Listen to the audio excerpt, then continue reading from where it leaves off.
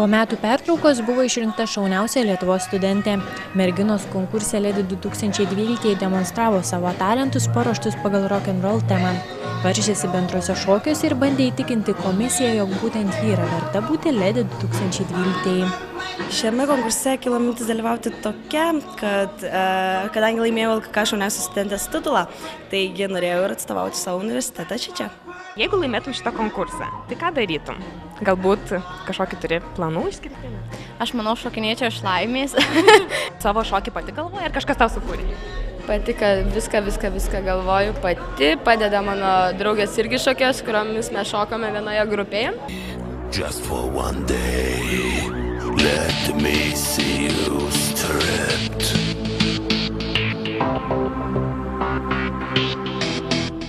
Šauniausia Lietuvos studente tapo Lietuvos kūno kultūros akademijos pirmakursė. Merginos buvo apdovanotos vertingais rėmėjų prizais ir pakvietimais į Pure Future Life. Studentės buvo atrinktos iš skirtingų Lietuvos mokymo įstaigų.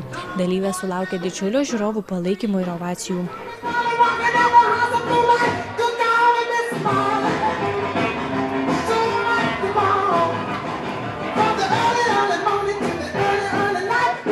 Vertinimo komisiją sudarė mados, šokio, fotografijos ir artistinio meistriškumo atstovai. Komisijos pirmininkas, aktorius ir režisierius Tomas Erbrėderis pasidalino savo mintimis apie šį konkursą bei moters grožio supratimą. Pagal kokius kriterijus vertinsim? Dabar sunku išskirti kažkokius konkrečius kriterijus. Aš manau, kad vertinsim tai, ką pirmiausia pamatysim išskirtinio. Man labai svarbu žmonių toks laisvumas scenoje, natūralumas. Ką turi turėti mergina, kad atkreiptų mano dėmesį? Vidinį žavesį.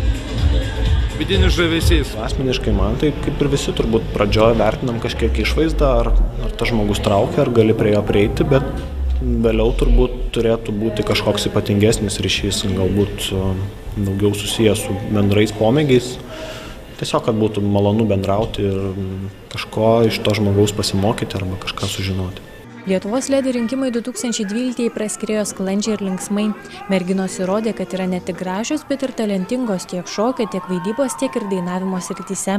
Gal grožis ir neišgelbės pasaulio, bet tikrai praskaidrins mūsų kasdienybę. O ypatingai tuomet, kai grožis ne tik išorinis, bet ir spindintis iš vidaus.